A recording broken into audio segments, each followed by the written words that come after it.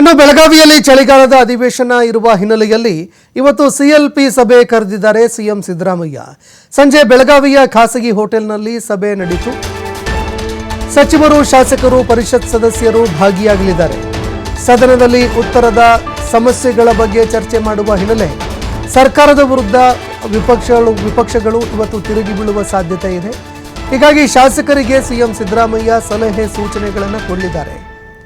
ಪ್ರತಿಪಕ್ಷಗಳ ಆರೋಪಗಳಿಗೆ ಯಾವ ರೀತಿಯಾಗಿ ಉತ್ತರ ಕೊಡಬೇಕು, ಪ್ರತಿಪಕ್ಷಗಳು ಮಾಡುವಂತಹ ಆರೋಪಗಳು, ಅವರು ಕೇಳುವಂತಹ ಪ್ರಶ್ನೆಗಳಿಗೆ ಯಾವ ರೀತಿಯಾಗಿ ಉತ್ತರ ಕೊಡಬೇಕು, ಅವರ ಪಟ್ಟುಗಳನ್ನು ಹೇಗೆ ಟ್ಯಾಕಲ್ ಮಾಡಬೇಕು ಅಂತ ಸಲಹೆ ಕೊಟ್ಟಿದ್ದಾರೆ.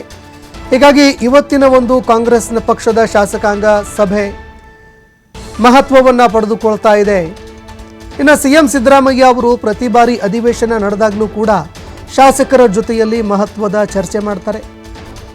ಮುಂಚೆನೇ ಚರ್ಚೆ ಮಾಡಿ ಉತ್ತರ ಕರ್ನಾಟಕದ ಸಮಸ್ಯೆಗಳು ಜೊತೆಗೆ ಬೇರೆ ಬೇರೆ ವಿಚಾರದ ಬಗ್ಗೆ ಮಾತನಾಡುವಂತಹ ಸಂದರ್ಭದಲ್ಲಿ ಯಾವ ರೀತಿಯಾಗಿ ಉತ್ತರ ಕೊಡಬೇಕು, ಆಗಿರುವಂತಹ ಅಭಿವೃದ್ಧಿಗಳನ್ನು ಯಾವ ರೀತಿಯಾಗಿ ಪ್ರತಿಪಾದನೆ ಮಾಡಿಕೊಳ್ಬೇಕು, ಇದರ ಜೊತೆಗೆ ವಿಪಕ್ಷಗಳು ಕೇಳುವಂತಹ ಪ್ರಶ್ನೆಗಳಿಗೆ ದಾಖಲೆ ಸಮೇತವಾಗಿ ಉತ್ತರ ಕೊಡೋದಕ್ಕೆ ಸಿಎಂ ಸಿದ್ದರಾಮಯ್ಯ ಅವರು ಈ ಹಿಂದಿನಿಂದಲೂ ಸೂಚನೆ ಕೊಡ್ತಾ ಬರ್ತಾ ಇದ್ದಾರೆ. ಈಗಲೂ ಕೂಡ ಉತ್ತರ ಕರ್ನಾಟಕದ ವಿಚಾರಕ್ಕೆ ಸಂಬಂಧಪಟ್ಟಂತೆ ಇವತ್ತು ಮುಗಿಬೀಳುವ ಸಾಧ್ಯತೆ ಇರೋ ಕಾರಣಕ್ಕೆ ಸಿಎಂ ಸಿದ್ದರಾಮಯ್ಯ ಶಾಸಕರಿಗೆ ಸಲಹೆ ಸೂಚನೆಗಳನ್ನು ಕೊಡಲಿದ್ದಾರೆ.